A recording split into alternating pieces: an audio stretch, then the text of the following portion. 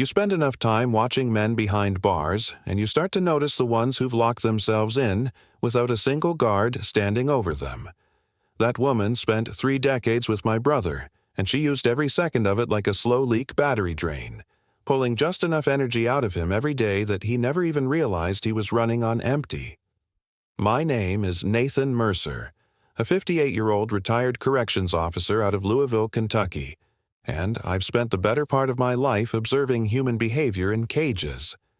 I know the look of a person who has been boxed in, and I recognize that specific kind of stillness that takes over when someone stops expecting their life to ever change.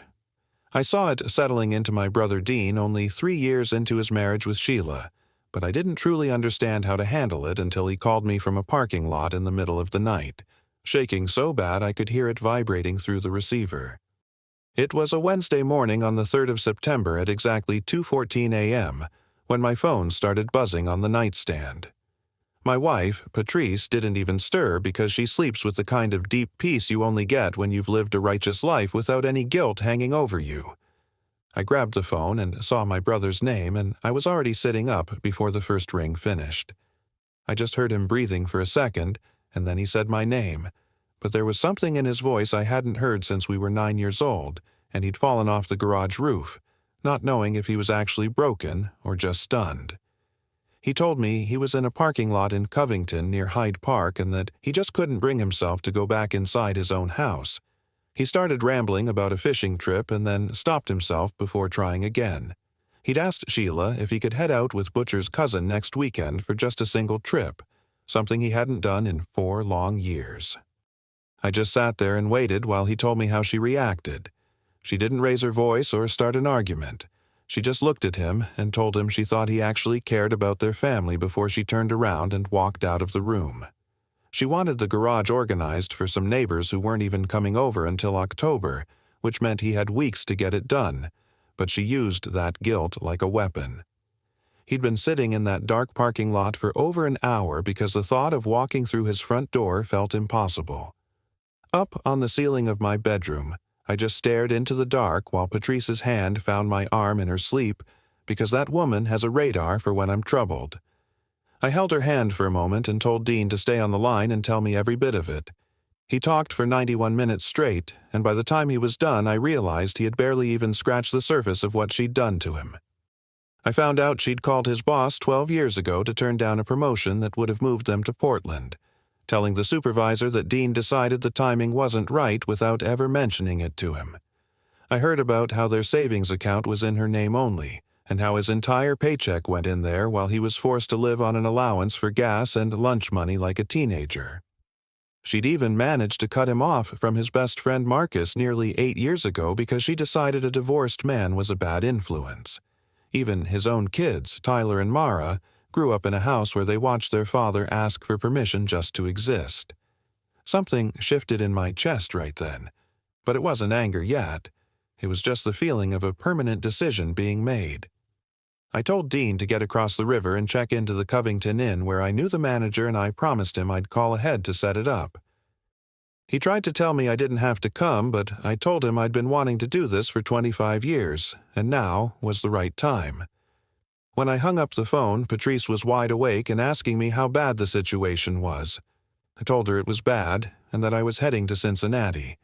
She just sat up and looked at me with that steady gaze she's had for 32 years, already 3 steps ahead of the conversation.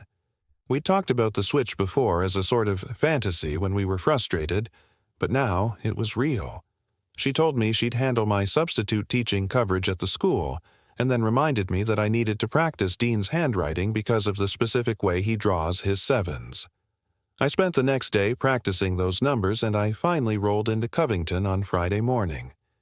Dean was waiting in room 114 with a view of the river, looking like a man who had finally slept but didn't know what to do with the rest of his life. We sat at a small table, and I looked at his face, the same jaw and eyes and that slight asymmetry on the left side that we've shared for 58 years. We were identical twins, but our lives had gone in 2 completely different directions, and it showed. Dean told me it was strange looking at me because I looked like the version of him that he was supposed to be. That was all I needed to hear to know I was doing the right thing. I looked him in the eye and told him it was time to tell me every single detail he could remember because I was taking over. I needed the whole rundown, every bit of his schedule, the daily routine, even what was on the menu from Monday through Sunday. I wanted to know what shows they watched, which car he drove, the exact path he took to the office, and the minute he was expected to walk back through the door. I had to understand her patterns and what made her tick. Dean was worried she'd catch on right away, but I told him that even if she did eventually, she was going to spend the first few days more baffled than she'd ever been in 3 decades of pulling his strings, and I figured that bit of confusion would be a hell of an education for her. He got real quiet for a second, and then a tiny smile tugged at the corner of his mouth as he mentioned the garage didn't actually need any work since she'd had him reorganize it last spring. I told him I knew she was just making up chores to keep him under her thumb. He stared out at the slow, gray water of the Ohio River and brought up that promotion she'd sabotaged again, and I could hear the years of regret when he said how much he'd actually wanted it. I looked him in the eye and promised I wasn't going to tear his whole world down. I was just going to remind that house what his voice was supposed to sound like. We spent Friday and Saturday holed up in that hotel room while I filled a yellow legal pad with every detail Patrice told me I'd need. I mapped out Sheila's morning coffee, the specific way she forced him to load the dishwasher, and which neighbors were actually his friends versus the ones he was supposed to avoid. I even noted the way she belittled his engineering career by calling it his little projects, a dig he didn't even seem to notice anymore, though I certainly did. By Sunday morning, Dean was on a bus heading toward Louisville where Patrice was waiting to take care of him and keep him away from a phone. She told him to come on in and get a real meal because his brother had things under control. That afternoon, I climbed into Dean's gray sedan, which already had her favorite radio stations programmed in, and drove across the river into Hyde Park. I sat in the driveway for a minute thinking about how she'd run this man's life for 30 years, and how I was about to give her 10 days of a very different version of that same face. It was time for a little bit of family justice, the kind where people get exactly what they deserve because they couldn't be bothered to act right when they had the chance. You're definitely going to want to stick around to see how this plays out.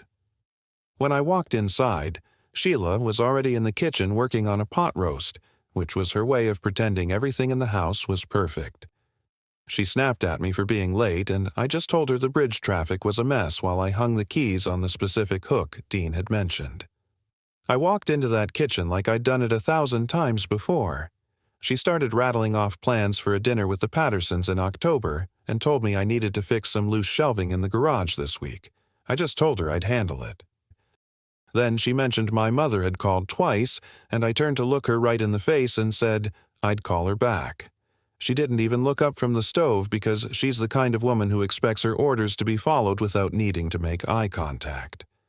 My years in the prison system taught me that people who want total control don't like looking at you because it makes it feel like a negotiation, and she wasn't used to negotiating.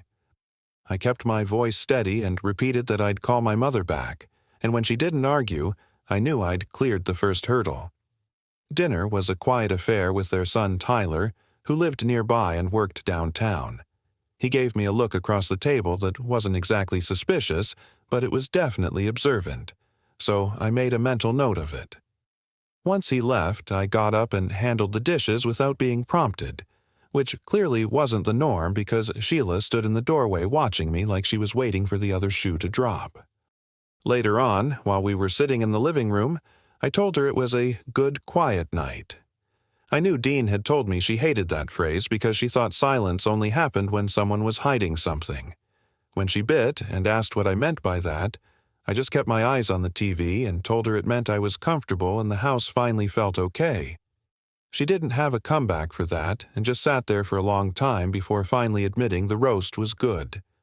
I went to bed and stared at the ceiling of Dean's room, thinking about how he'd spent 30 years in this spot becoming a shell of himself, and I knew that was about to end.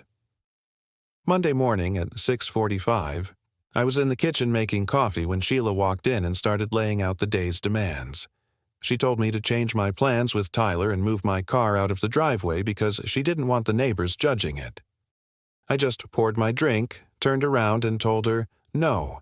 She didn't just freeze, She completely shut down like someone had pulled the plug on a machine. I told her my car was staying put and she could handle her own phone calls about the neighbor's dinner menu. That silence that followed was the loudest thing I'd heard since I left home. Her brain started working overtime, scanning through every possible comeback in her playbook like she was hunting for a decent meal on a bad menu, but she couldn't find a single thing that fit the situation. She finally said Dean's name, keeping her voice real steady and controlled as she tried to tell me she was just asking for a small favor. I cut her off right there because I already knew exactly what she was after, and I stayed level-headed, keeping things friendly enough without getting icy. Being mean wasn't the goal here. I just wanted her to realize that the man standing in her kitchen actually meant every word coming out of his mouth for once. I told her I was fine with the rest of the day's plans, but those 3 specific demands were a no-go, and I was handing those right back to her to deal with herself. She didn't even bother finishing her mug before she turned tail and walked out of the room. I had no idea at the time, but she was headed straight for her phone, and the person on the other end of that call was going to be a major player before the week was over. That no I gave her on Monday started spreading out like a stone dropped in a pond, and I could already feel the shift in the air by the time dinner rolled around that night. Sheila decided to be nice at the table, but it was that calculated, sharp kind of nice that felt more like a warning than a gesture. It's the sort of attitude meant to remind you how miserable she can make things if you don't play along, which is exactly what my brother had warned me about. He always called it the good weather warning, like a beautiful sunny day right before a storm hits because she wants something from you. While she was handing me the salad, she mentioned that she thought we ought to put a fresh coat of paint on the den before our neighbors visited. I told her the room looked perfectly fine to me, but she countered that it was looking a bit old now, even if it looked okay 3 years back. I just looked her in the eye and told her I actually liked the way it was, and suggested we wait until after the guests left to see if they even noticed the walls before we wasted time painting. I grabbed the bowl and told her there wasn't much point in working ourselves to death for people who probably wouldn't even pay attention. She set that bowl back down on the table with a little too much force to be considered casual, and I sat there thinking she was right on track while I waited to see what else she had up her sleeve. On Wednesday afternoon, the 10th of September, Dean's daughter Mara gave the house a call from up in Columbus. She used the landline to avoid her mother's cell phone and sounded cheerful enough, but I could tell she was listening for any trouble. It's that cautious kind of happy you hear in a kid who's spent years checking the weather inside the house before they dare to step inside. I asked her how things were going, and she said things were great, but then she stopped and asked me if I was doing all right because I sounded like more of myself. That girl is quick, and she came right out and asked if I'd actually stood my ground and told her mother no, because her mom had called complaining I was being difficult. Mara said she'd never once heard her mother use that word to describe me, since it was usually reserved for her brother Tyler. I just told her real carefully that things change sometimes, and her voice got real soft when she asked me again if I was really doing okay. I felt like she deserved to hear the truth, but it wasn't time for the whole story yet, so I just told her I was doing better than I had in a long time and that she didn't need to worry about me.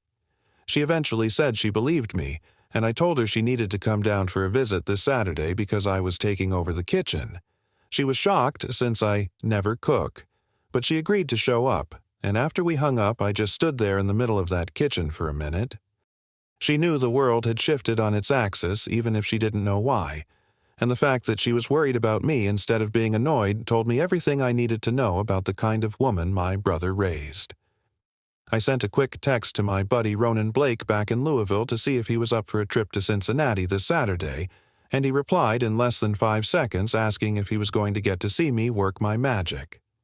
By Thursday, September 11th, Sheila had reached out to our mother, Roberta, and I only knew about it because Tyler filled me in when he swung by that evening. He'd been coming around a lot more lately, and every time he showed up he gave me that same cautious look he'd had at dinner on Sunday. That Thursday, we sat out on the back porch as the September heat started to fade, just watching the neighborhood settle in for the night. Tyler didn't ask if his mom had called Grandma Roberta. He just told me she had and that she'd claimed I was going through some kind of crisis. He told me Grandma called him right afterward to see if I was acting all right, and when I asked him what he said, he told me he'd said I seemed better than I had in years. We just let that sit there between us for a bit until he real quietly called me Uncle Cole. He told me he'd put the pieces together back on Monday night because he noticed I hold my coffee mug differently than his dad does.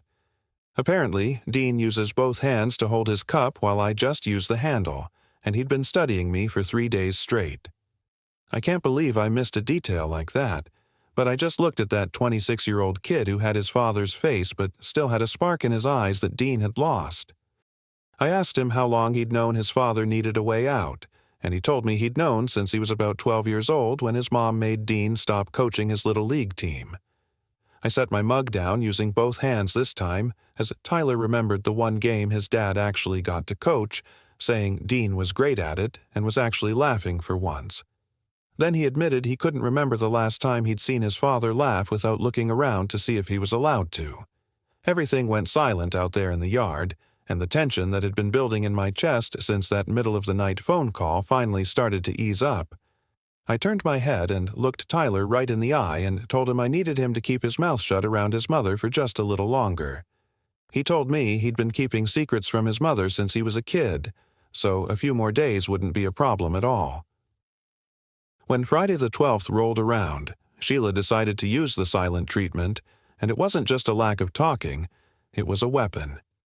This was that heavy, suffocating silence Dean warned me about that feels like a storm front moving into every room of the house. You can feel the pressure of everything she's not saying pushing down from the ceiling. But I spent 20 years working in prisons where I saw people turn silence into a fine art, so I knew exactly what she was trying to do. I've spent plenty of time sitting across from inmates who wouldn't say a word for 3 days straight just to prove they had some kind of power over the room. So her silent treatment didn't rattle me one bit. I just went about my business brewing a pot of coffee and fixing some breakfast, making sure to leave Sheila's portion on the counter under a plate before I headed into Dean's home office to work on a crossword puzzle I'd brought along from Louisville. Around 11 o'clock that morning, Sheila showed up in the doorway looking like she had something to say but didn't know how to start. I took my time looking up from the paper, keeping things real calm and patient, and asked her what was on her mind. She told me she couldn't figure out what was going on with me lately, saying I'd been acting different ever since Sunday and that I wasn't talking to her. She looked more confused than I'd ever seen her, finally admitting she felt like I didn't give a damn about what she needed at the moment. I put my pen down and asked her straight up exactly what it was that she needed from me. She stumbled over her words for a second, almost like the direct question threw off her whole internal script, before she finally said she just wanted things to feel normal again. I told her things seemed pretty normal to me since I'd made breakfast and even fixed those 2 loose screws on the garage shelving she'd been complaining about. So I told her she'd have to be more specific if she wanted me to understand what was wrong. The word specifically seemed to hit home, and for a second, the management mask slipped enough for me to see a woman who had been running the same play for so long she didn't know how to act when someone didn't flinch. She didn't have an answer for that and just walked away. But I had a feeling she was heading for the phone to call her mother again, and I knew that call was going to change the whole direction of the weekend. Most people think the best part of being a twin is finishing each other's sentences, but it's actually just knowing there's someone who has known your face longer than anyone else on this earth, longer than your parents or your wife, and it lets you finally breathe out when things get heavy. Saturday morning rolled around and my buddy Ronan Blake pulled up in his truck with a cooler full of drinks and the kind of grin a man wears when he's been waiting a long time for a plan to come together. Sheila met him at the door and said his name like it was a dirty word, but Butch just ignored the attitude and walked right past her into the kitchen like he owned the place. He looked at me and played his part perfectly, acting like we'd done this 100 times before as I handed him a cup of coffee. Dean's daughter Mara showed up a couple of hours later and gave me a long hug that felt like she was holding on to something precious, and when she looked at me a second longer than usual, I could tell she knew something was up but was choosing to let it be. Then Victor Hayes pulled into the driveway at noon, looking a little heavier and grayer at the temples than the old pictures, but still steady as a rock. I'd reached out to him earlier in the week, and when he showed up, he gave me a hug that was 30 years overdue, and I just let him hold on because my brother deserved that moment regardless of who was standing there. Sheila walked into the kitchen a few minutes later and just stopped on the bottom step, looking at the crowd of people and the food I'd laid out and the general warmth of a house that had been quiet for way too long. She looked like she'd walked into the wrong house as her face shifted through a dozen different emotions before she tried to regain her composure. She spoke to Marcus with a real flat tone, saying she didn't know he was coming, but Marcus just told her I'd invited him and that he didn't owe her an explanation. I just looked back at her, feeling completely at home in that kitchen, and told her I was glad she was there and to get something to eat. Then Sheila's mother Roberta showed up, and since I hadn't invited her, I knew Sheila had called in reinforcements because she was feeling off balance. Roberta was 79 and sharp as a tack, and when she took my hands and looked me in the eye, I could see her doing the same math Tyler had done earlier in the week. She was a lot further along in her calculations than anyone else, but I didn't know yet that she'd already made a phone call that morning that had nothing to do with her daughter. The afternoon went on with plenty of noise and good food as Marcus and Butch hit it off immediately, finally getting to talk after all the years they'd spent in Dean's life without ever being allowed to meet. When Tyler walked in at 2 o'clock and saw Marcus sitting there, he started to say something but caught himself and just sat down, keeping his mouth shut just like we'd agreed. Tyler was just observing everyone with that same quiet focus he'd shown all week long, while Mara sat next to Roberta at the kitchen table. I watched them from the doorway and could tell they were having one of those private, heavy conversations that get lost in the general noise of a party, the kind of talk that's low and careful and completely real. Sheila was busy working the room exactly like she always did, moving through the crowd to reposition people or offer up drinks that nobody had actually asked for just so she could steer the flow of things. Her performance was as polished as ever, but for the first time, the room wasn't really following her script because the whole afternoon wasn't organized around keeping her comfortable. Instead, everything was centered on a man she thought she'd completely broken 20 years ago, a man who was suddenly doing all the things she'd forbidden for so long that the people who remembered him doing them had given up hope of ever seeing it again. Around 3:15, I grabbed a glass and called for everyone's attention to make a toast to my brother.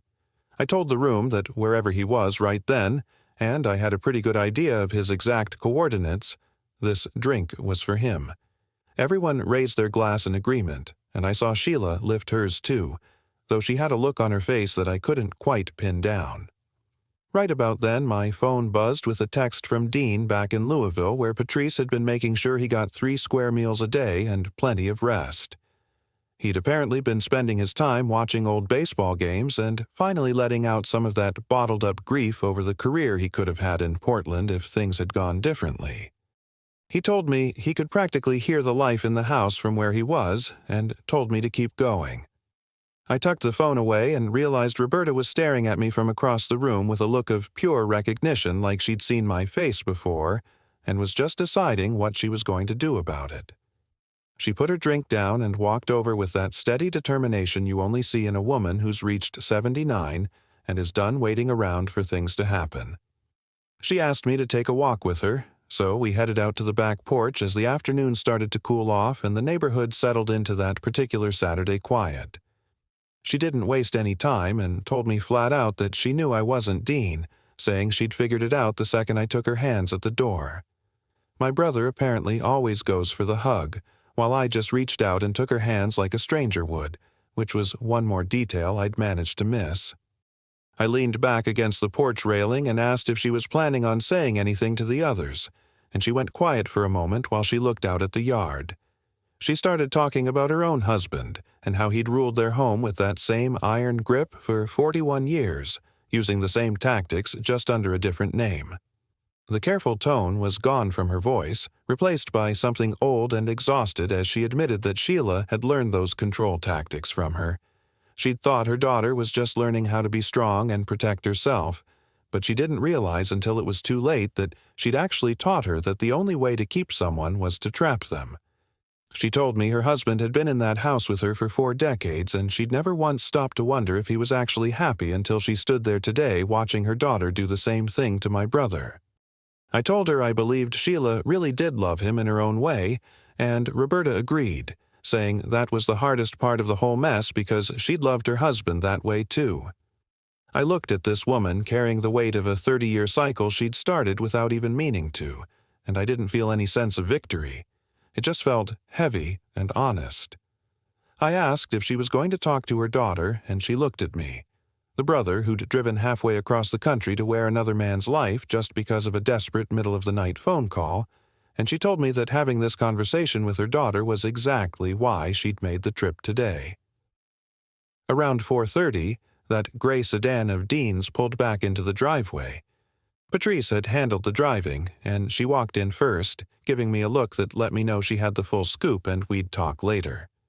She headed straight over to introduce herself to Victor Hayes, and then Dean stepped back into his own kitchen. There we were, same face, same height, 58 years of the same DNA standing in the same room for the first time in over a week.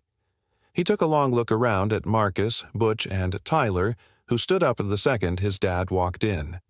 He looked at Mara, who was trying to hide how emotional she was, and then he looked at his house, actually full of life for once. I just stepped aside. That was the whole point of these 10 days. Every no. Every morning I stood my ground. Every cup of coffee I made sure to hold the right way. It was all to give my brother back the space he'd been squeezed out of for 30 years. Dean walked over to the table and sat down, with Tyler right across from him and Mara reaching out to take his hand. Sheila was just standing at the edge of the room, watching the whole scene. That controlling posture of hers was gone, replaced by something messy and complicated that had been unraveling all week.